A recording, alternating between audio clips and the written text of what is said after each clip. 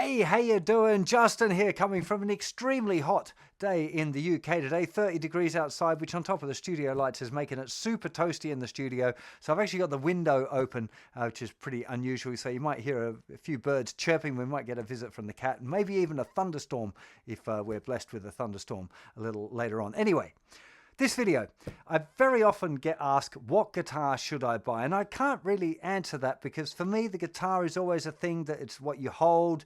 You've got to like the look of it. You've got to like the feel of it. It's got a lot of influences by the people that you like and what sort of sound that you like. And there's lots of kind of variables.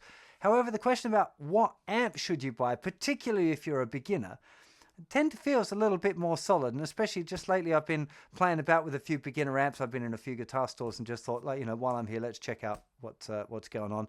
And I asked around a few friends as well and said, hey, what amps do you recommend for beginner guitar players? And nearly everyone, all of my guitar teacher mates and the people I know that work in stores, all recommend the same amp. And I had a look, it's really super cheap, like unbelievably cheap if it's as good as they say they are. And it is this Boss Katana. It's been around for a little while. I've not been of mind to do guitar reviews for the last couple of years because I've been busy doing the lesson stuff. But this thing seems to be really, really popular as a beginner guitar amp. So I figured I'd do a little kind of an unboxing video and check out what we get with it, set it up, and talk through, what I do when I'm getting a new amplifier, because that's probably going to be useful. And assuming that I like it as much as everyone else does, I might start to do a few kind of lesson-y things on how to set up some presets and that kind of thing as well. Let's get that knife blade away, because I don't like things like that sitting around. So I'm not really expecting any particular surprises here as far as packaging or what we get in it. I think, it's not light, that's for certain. So it's not, I remember a lot of the beginner amps that I've tried over the years, the rustly plastic thing, have been really, really unbelievably light. And this feels straight away a little bit more substantial. It feels like I could actually take it to a gig. We've got a little thing on the top here, which I'll probably actually might end up reading at the moment. It's a open back cabinet, okay, which I generally prefer actually to a closed back, so I'm kind of happy about that. There's nothing, the speaker's just saying Katana. It doesn't look like it's a speaker made by somebody else. Plenty of stuff going on the top. Acoustic, clean, crunch, lead and brown. Gain, volume, bass, middle, treble. Effects, booster, modulation, delay and reverb. Okay. Tone, settings. Oh, and a power selector, a little attenuatory type thing. Okay, we'll stick that over onto standby for now, I think. But, I mean, first impressions is it's actually, substantial, at least looking. Now, what I was thinking I was going to do is I'm going to set it up just over here, like that. But then I can't really twiddle with the knobs very well, so I think actually I'm going to come up with another solution. Well, that took considerably more fluffing about than I'd hoped, but I think we're there. We've got our Shure 57 microphone just off axis on the center of the box. It's going into my Universal Audio Apollo through the Unison preamp thing that they've got going on, and that's going into Logic Audio. I've got a camera up above me, which is hopefully going to be filming. It looks like it's working, so hopefully that'll appear now. And we've got our front, so let's go and have a look. Now, the one tip that I got before I did this was from a mate of mine who's got one. He said generally you want to ride the volume quite high and experiment with between mucking around with the gain and the master volume. So I'm going to start with that, and let's just see where we get to. So it's on, got a clean sound. Okay, there we go.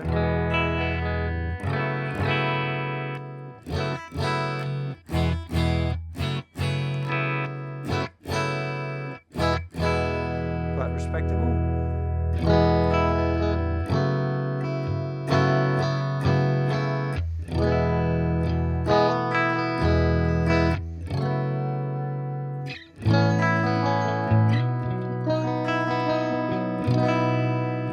Now, this is already pretty loud, I must say, for considering I've only got the master at 9 o'clock and I'm on the 50 watt thing. I'm fairly sure that if I turn this up much louder, I'll just try. Yeah.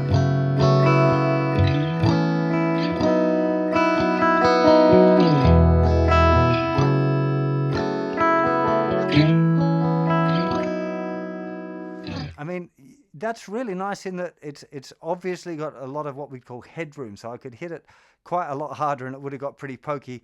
And that's almost bordering on too loud for here. Like, you know, I live fairly far from my neighbors, but I don't like to disturb them at all. And they would almost certainly, if I started playing, rocking out on that, they'd be hearing it, right? So this is, you could easily use this for a small gig, like a band rehearsal or whatever. You probably need a microphone if you're going to compete with drums or whatever. But for a rehearsal or whatever, I would say this is pretty good. So I'm just going to back that master back down to this kind of 9 o'clock position just for the experimenting today. Don't want it to be too much louder. Obviously that gain is poking things up considerably, so a little bit you need to be adjusting those two. So I'm just wondering, the reason I'm turning the gain up on a clean sound is just to see what happens to the clean sound with all of that gain.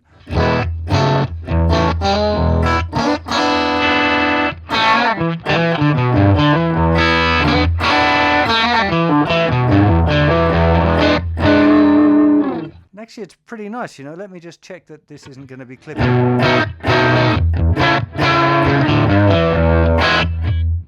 Yeah, that's working. It's not. It's clipping a little bit in the amp, and what I mean by that is, you know, often the thing that we go for with like valve amps is getting a clean sound and really driving it hard to make it start crunching, and this is doing that, you know.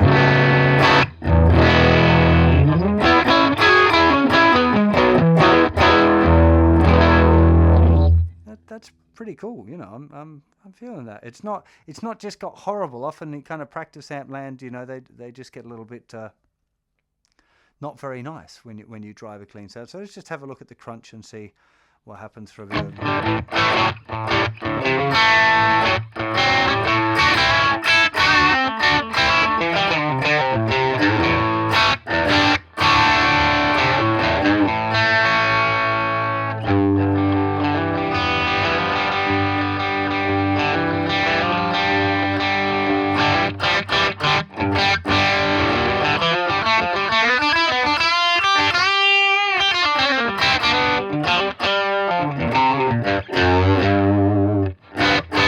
should point out, and I'm not trying to make excuses for myself, but I dropped a tow bar on my little finger about 5 days ago, and it's really, really sore. So not that I'm ever much of a technical shreddy type anyway, but I'm definitely struggling a bit here with a few of these licks and chords that keep going like, oh, tweaking myself. But never let an injury put off making of a guitar video. That's what I always say. That's a pretty respectable kind of a crunch. Let me just...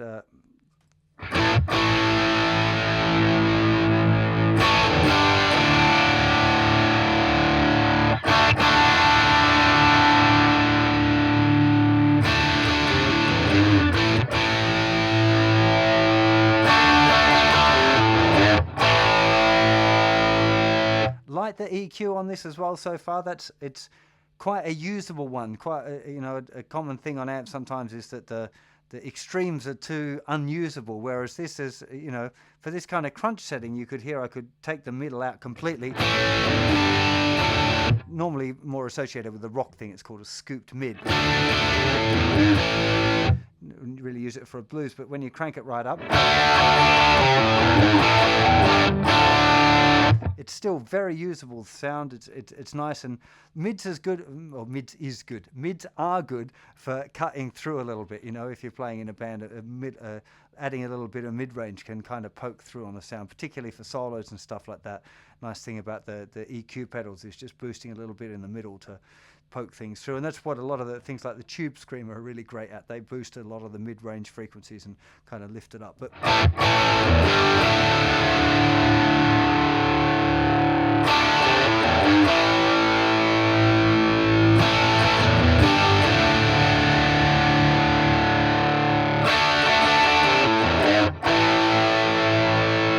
feeling exactly the same about the bass control here, in that it's not giving me too much bass, even right on the maximum there.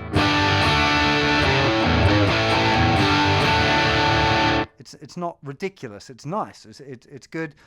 Taking the bass out completely depends. You know, I wouldn't normally do it recording, but once it's in, like in Pro Tools or Logic or whatever, I might likely run an EQ and cut all of the bass off just to make it sit in the mix better. But for especially, I'm reviewing this as kind of a beginner practice amp where you're going to be doing a lot of playing by yourself, and you want to have a nice bit of bass range in there. So that's nice. Let me just check while we're on here.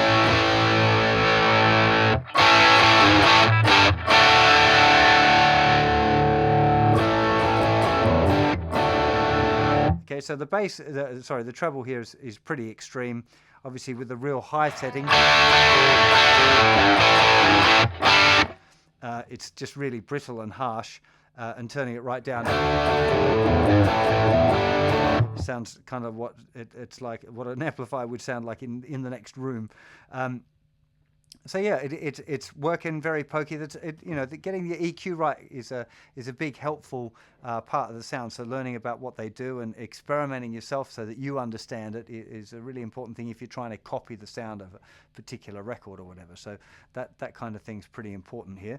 Let me just try these other things before I start to have a bit of a mosey on at the effects. So let's go to the lead sound, which I'm assuming is going to be all kind of big, heavy, metally sort of.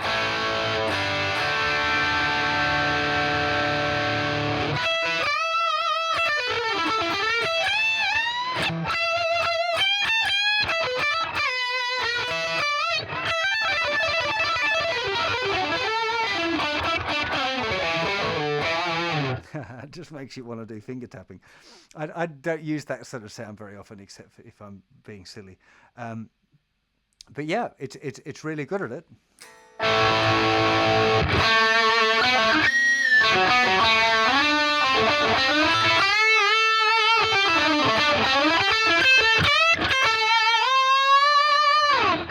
Lots of sustain.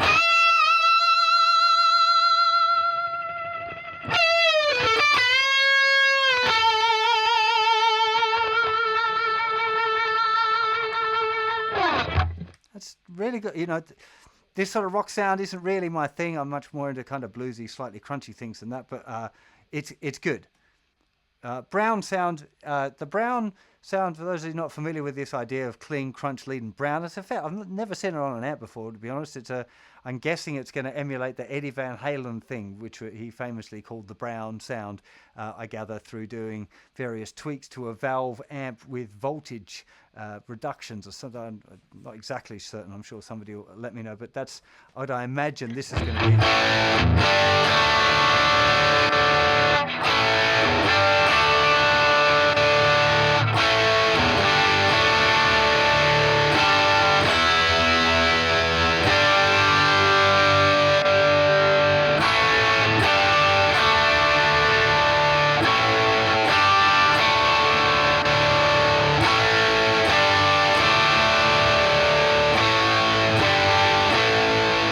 Yeah, so it's a little different to the lead sound, just in the character of the gain that's going on. I think I maybe slightly prefer it.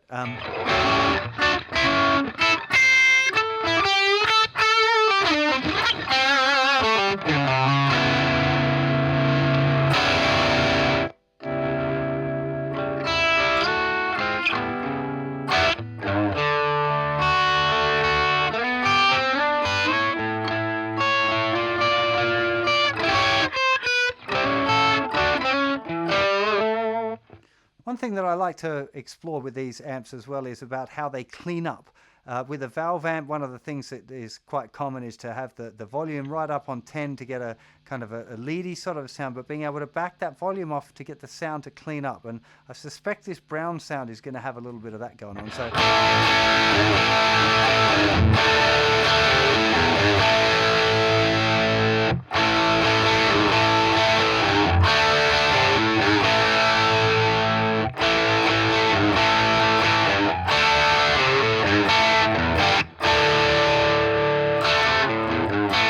Actually, not so much, to be honest. I've had to back it right back to this like 3 or 4 out of 10 to get it there.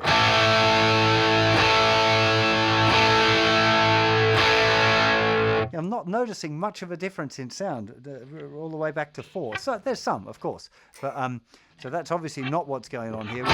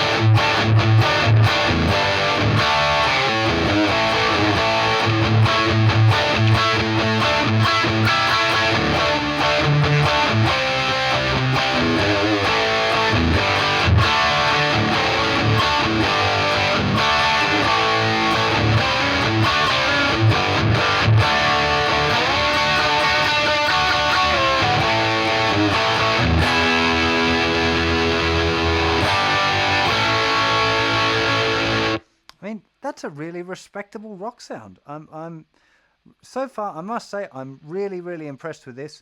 I'm going to go back to my crunch sound, which is a little bit more where I feel generally comfortable, I suppose. Just to try a few different effects out. It's getting a little bit middly there for some reason.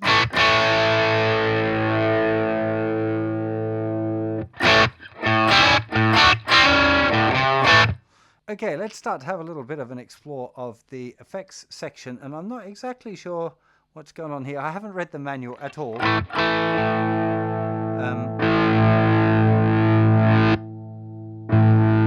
Okay, so it looks like it's going through the booster and then getting to the modulation and more extreme.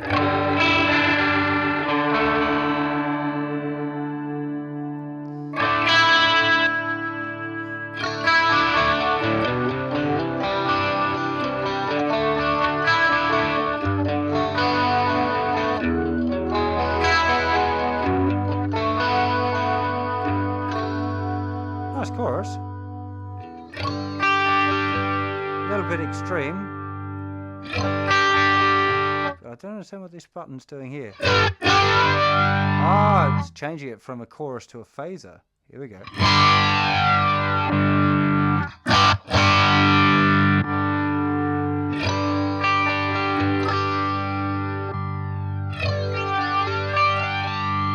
Okay, so I'm going to have to read the manual a little bit for this because this is definitely changing.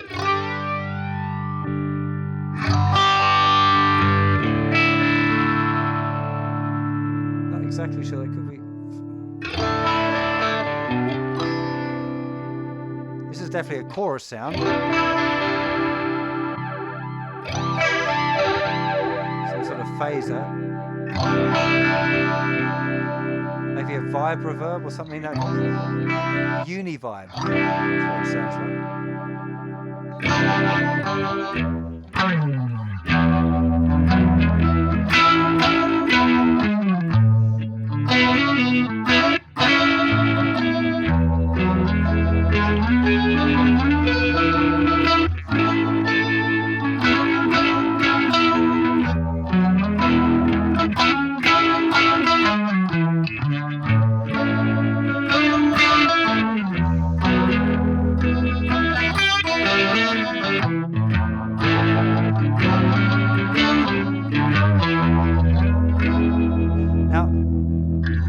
just started mucking around with that then. This is the extreme setting, which is on one of the biggest faults that I find with these kind of multi-effecty kind of units is that the extremes are so unusable that no one would ever use them, but that's actually pretty musical. I mean, it's pretty full-on affected, right?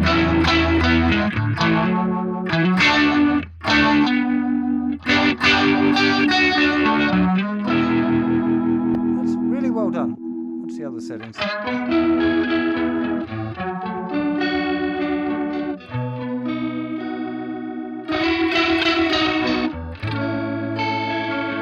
Okay, that's quite a usable thing.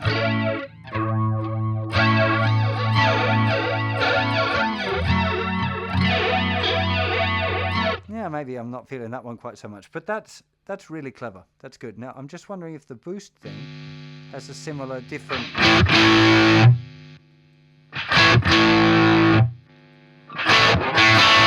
It does. So there's 3 different types of boost. I'd have to figure... I can't name what the different boosts are there, but it's definitely like having 3 different sort of stomp boxy...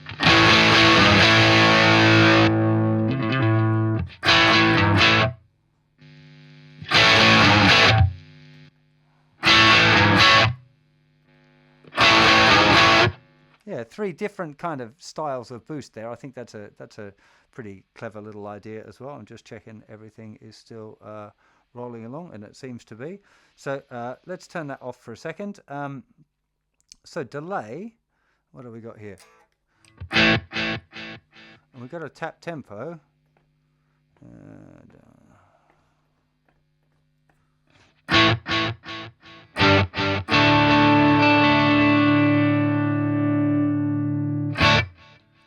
Okay, so this is just the volume of the delay. Okay.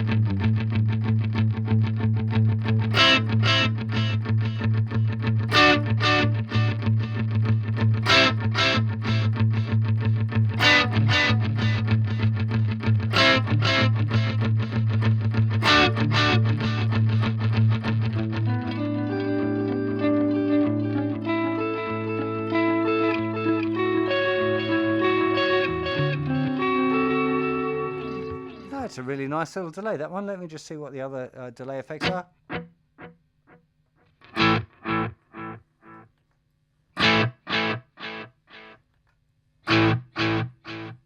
Okay, just 3. I think that's like an analogy or tape delay. Okay, 3 different types of delay that we've got to access there in a tap delay. Let's see what's on the other side, on the effects thing.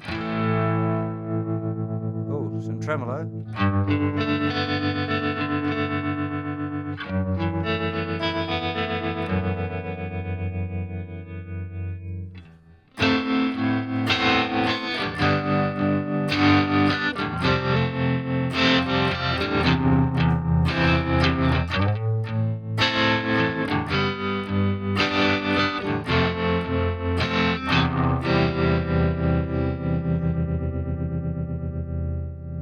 It's nice.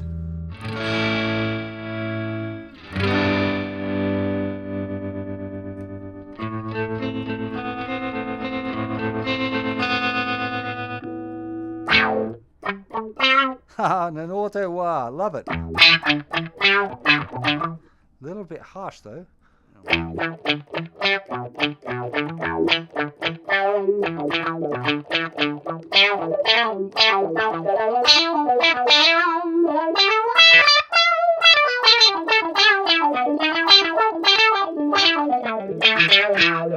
Probably a bit better off with a bit more gain, that kind of sound, I would have thought, actually.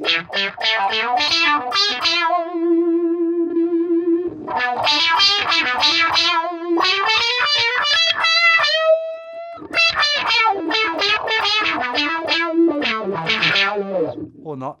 Not really feeling that. I love, there's an auto wah Boss pedal, which I absolutely adore.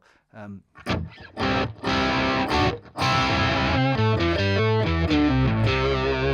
an octave.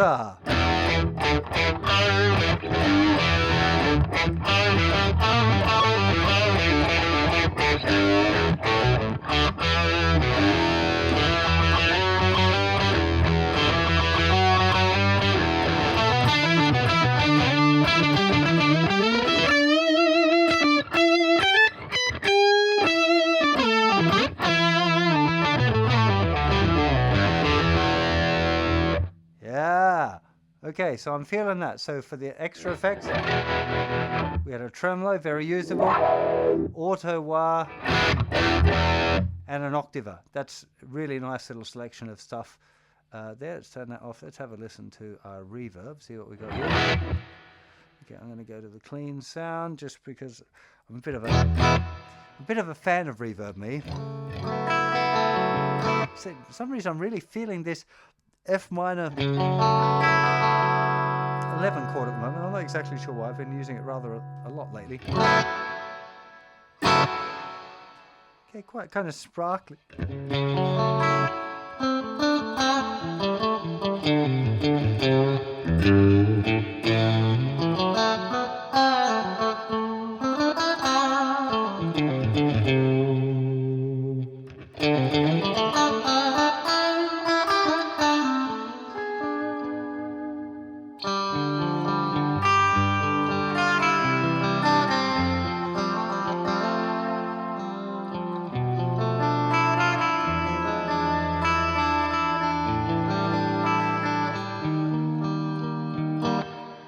Nice.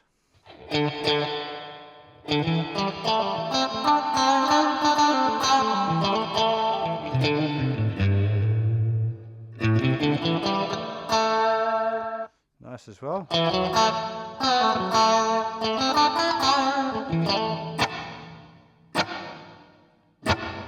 little bit, but I like it in my reverb. Personally, I like to get rid of a lot of the bass sounds.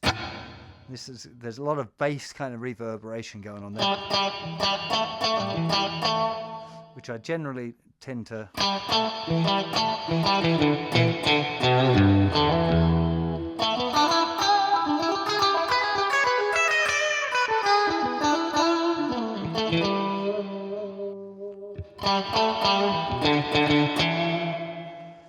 They're all very useful. I'm using the extreme settings just to kind of get a flavor of it.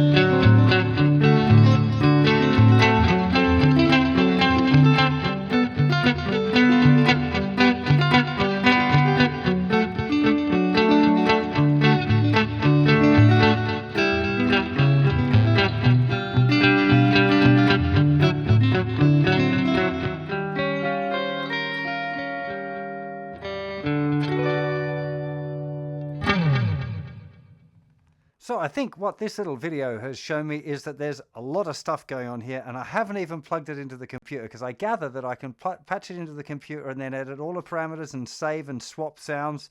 My first impression is I'm a little bit gobsmacked that it sounds so good, to be honest. And this isn't any sort of paid endorsement or anything like that. Boss did give me this particular amp to try out because I asked them for one, and they were nice enough to give me one to muck around with. But this is a really, really good amp. I am absolutely shocked at how much better it is than any other beginner kind of price amplifier that I've ever tried. It's amazing. And I've just noticed that I haven't mucked around with the power control yet either, to go from 50 watts to 25 to half a watt. That's really cool. These tone settings, I'm a bit worried about touching those. One of them says panel, so I'm pretty sure that that's meaning this, and channel 1, channel 2, I'm guessing is something that I get into the computer to adjust. But I think there's definitely a bit of learning for me to do with this amplifier. And while it might not become like my main amplifier for recording, as a beginner practice amp, it is really, really, really good. I'm super duper impressed. And almost certainly I'm going to do some more videos once I've got under the hood a little bit more and figured out some nice settings. I'll find a way of sharing settings that I come up with you guys as well. So make sure that you sign up on the website, because things like the settings stuff, I'm probably not going to put it on a YouTube video with a different setting for each thing. So I'll find an area of the site. There'll be a link in the description below to take to this review video. I'll put a link on that page to wherever it is that I end up putting my sample settings and stuff like that. So do go and sign up over on the website. That sort of stuff is almost certainly going to be only available to people that are signed in, so registered users. So it's free still, you don't have to pay for it, but you have to register. So I will see you for plenty more very soon. Thanks for watching, and I hope you found this an interesting little review, demo, unboxing kind of a thing. Take care of yourselves. Bye-bye.